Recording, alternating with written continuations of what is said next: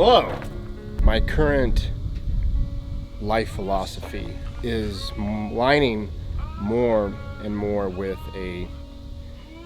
like a Japanese minimalist and simplicity, simple life, a life free of clutter, a life free of stuff. And as your fellow American, I got a lot of stuff, or I had a lot of stuff, and I still have a lot of stuff, and I know we all have a lot of stuff. And so I'm taking steps to just continue to release that stuff. And so that's why I'm here today. So I'm gonna go in and check it out. There are all kinds of stuff in here. Boy, a bunch of stuff we don't need, but that's okay because this is a 10 by 20. This is a 10 by 20, which is like one bay of a garage, one bay of a nice garage. And if you told me that I could get all my possessions down to approximately one bay of one garage, that's pretty good, but not good enough. Your Sting, yes, it's not blowing, it's not blowing glue, so there's no works around, so don't worry about it. I know I said that backwards. Lots of frames that we never use. It was probably like a buy one get one half off, buy one get one free.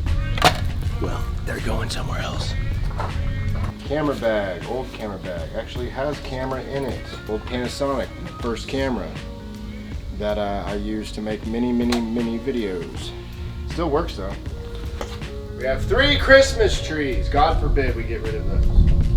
If you people value my life, we will keep the Christmas trees, because if we get rid of them, my wife will be, widowed. She'll be widowed. Self-widowed. She will self-widow herself. Unbelievable. Whoops. I moved the camera in just a little bit. So, have you or have you not ever seen this movie? If you haven't, I would highly recommend it. It is a Russian movie made about the rise of Genghis Khan. And it's very well written. It's very well shot, acted. Incredible movie. One of my favorite movies. And when I was younger, a teenager, I would watch the same movie every single night, over and over and over, without fail. Like, that's just what I would end my day with, was this reoccurring movie. And the movies would shift through seasons, I guess. Mongol was one of those movies. And it's in I guess it's in Mongolian. It might be my favorite scene in the entire movie. And it's a reoccurring theme underneath the foundation of the movie, where Genghis Khan has just won this great battle and has kind of taken control of this area. And defeated his previous friend / brother. The people of that time, at least within this story, feared thunder, feared storms. And so anytime they lived up on the Mongolian steppe. And back then, I'm assuming the storms and stuff were associated with gods, with sky beings being upset or angry. And so all Mongols were afraid of thunder. And there's several scenes where a storm rolls through, everybody's petrified, they go run, they go hide. But the very last battle occurs during a thunderstorm, and Genghis Khan is riding his horse into battle, and everybody else scatters. But he stays. I'm getting goosebumps thinking about this. He stays. And he keeps fighting. And then his men are imbued with bravery and courage, and they continue to fight. And it's a big reason why he wins that battle. So fast forward to where he's sitting down with his previous friend, as they're discussing what's going to happen to me. You're going to kill me. You're going to, make me your slave. What are you going to do to me? And they're kind of discussing, and he goes, by the way, all Mongols fear thunder. Why not you? And it cuts to Genghis Khan. Genghis Khan says, I had nowhere to hide, so I was no longer afraid. Oh my God. I thought the magnitude of that scene I mean, shook me back then.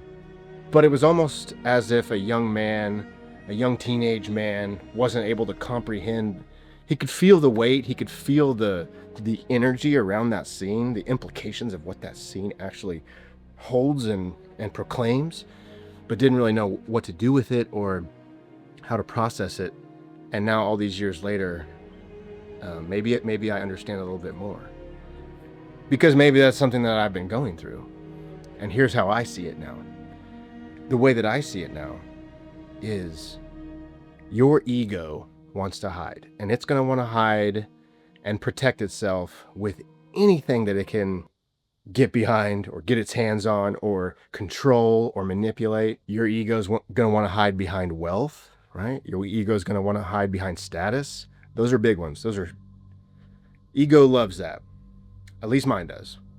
It's had neither, so my ego just thinks it would like those things, but I do think the ego really likes those things to hide behind. Wealth, to say, well, I don't really need to do that. I don't really need to suffer in order to achieve that thing, or I don't really need to release this feeling or this thing I'm struggling with because, well, I have all this wealth and I can buy food and I can buy drinks and I can buy experiences and I can buy friends and I can just hide behind my wealth, right? Status is the same way. Well, I really don't need to do my deep internal work because I'm a politician. I don't really need to do this deep work, or I'm a owner of a business, or I'm a professional athlete, or I'm a whatever, whatever this status is, whatever sort of status that gives your ego that feeling of control and of importance, right? It wants to hide behind that. And if you do hide behind that, if you allow yourself to be hidden behind that, you're going to prevent yourself from developing, and you're going to prevent yourself from discovering treasures that are hidden underneath suffering, behind effort. And that's how I see that scene, how I frame that scene is that I have nowhere to hide. That's what I'm going through right now. Mainly with the material possessions that I'm decluttering and releasing and simplifying my life, because so much of the stuff that I owned was stuff that my ego was hiding behind. I associated with my identity. I used to do a lot of stuff. I used to be involved in a lot of stuff. I was a very, what do you call that? Polymonogamous or whatever. No, that doesn't even make sense. Polyamorous or whatever. No. Polyinterested. I don't even know the word. I think there's a word for it, but I'm just interested in a lot of stuff, and I think a lot of people are. But by doing that, I never really sank my teeth into anything particular. I'd kind of hop over here. I'd be doing some woodworking. I love wood. What man doesn't love working with wood? What woman doesn't love working with wood? My God. It's just a fun thing that you can kind of get lost in a flow state. Trying to do all these things, and what it was is my ego was trying to hide.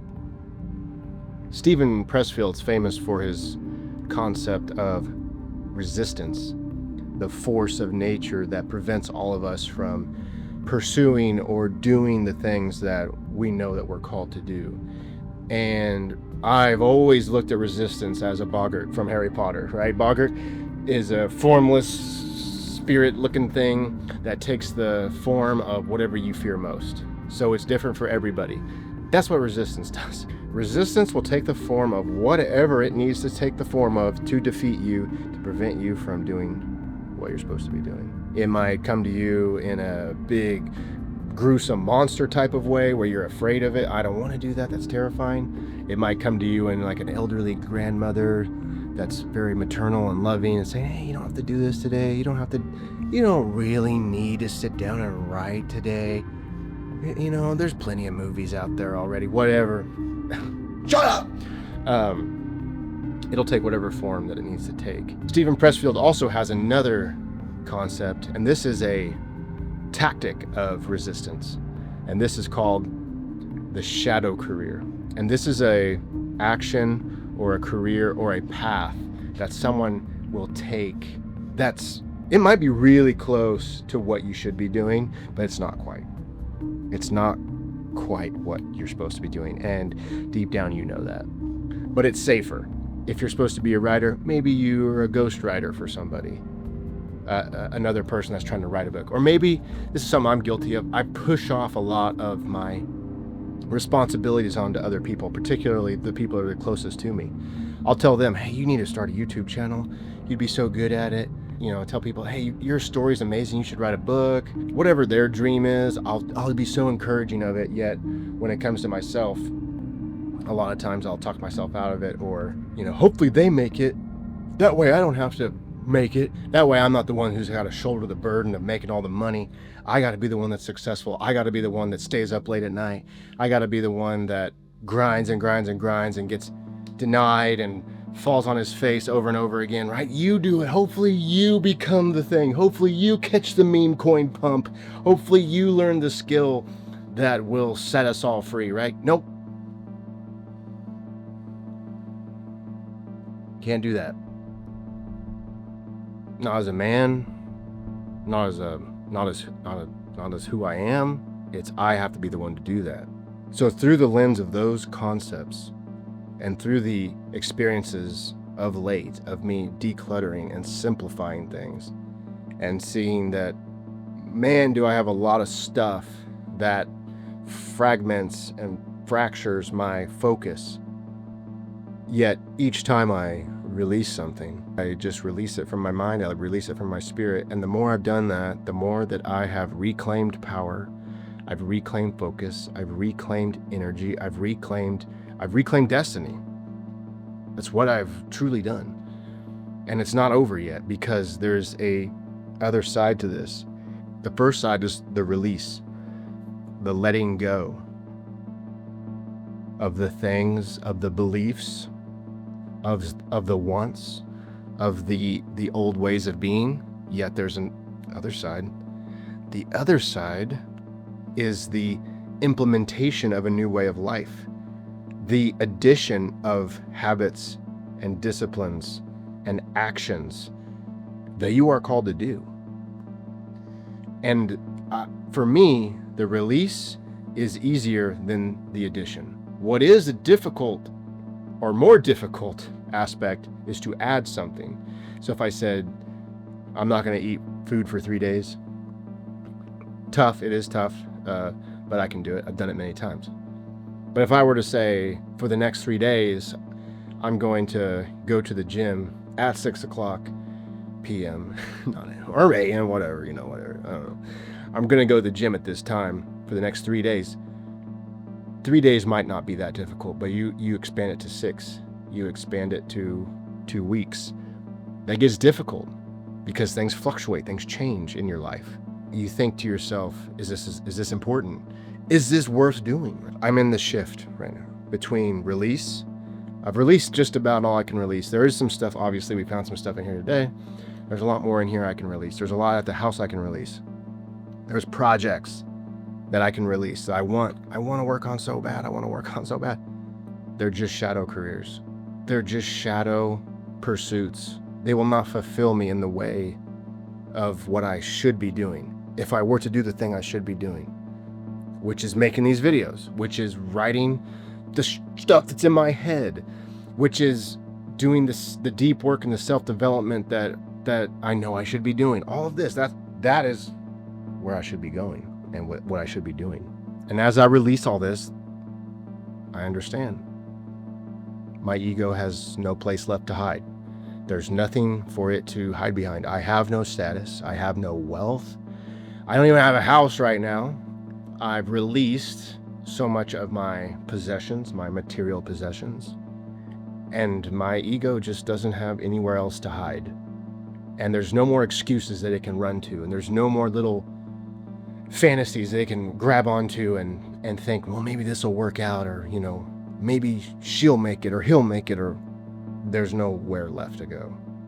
It's just me. It's just me in the thunderstorm. And now is the moment in which we develop our mind, right? We change the way we think. Previously wasn't working. The way that we thought, the way that we believed, the way that we talked, the way that we walked, the way that we held ourselves, the way that we existed did not work. We're not where we want to be. I'm not where I want to be. So now we're in the stage of adding. We're in the source code, as I said in a previous video. We're changing the way that we think. We are going into the source code of who we are and altering the very being, the very personality, the very vibration of who we are. There's nowhere else to hide. So I can't say, I'm going to go do this. This is the moment where we say, I know what it is that I'm supposed to do, and I choose to do that. I choose to do that. I choose to do this. Why is this so hard? Why is it so scary? Because I think it's real. I think it's real. I think it's so scary because it actually has weight. It's the difference between something fleeting and ephemeral and virtual versus something that's real. You ever felt a connection with a real human? It's terrifying because it's so powerful and it's so real and you feel alive. That's why the things that I'm supposed to be doing and the things that you're supposed to be doing feel so scary. But there's nowhere else to hide. So I challenge you to look through your life, look through your heart. What is your ego trying to hide behind? Is it wealth? Is it status? Is it your career? Maybe it's some relationships. I don't know. There's infinite amount of things that the ego can hide behind, that it can disguise itself in and say, hey, everything's good. So look through your heart, look through your mind, and find out where the true voice is calling to you and where the voice of truth is speaking to you, and have the courage to follow that. God bless you. Have a great week, and I'll see you soon. I'm going to see if I can find some more stuff to get rid of. Peace.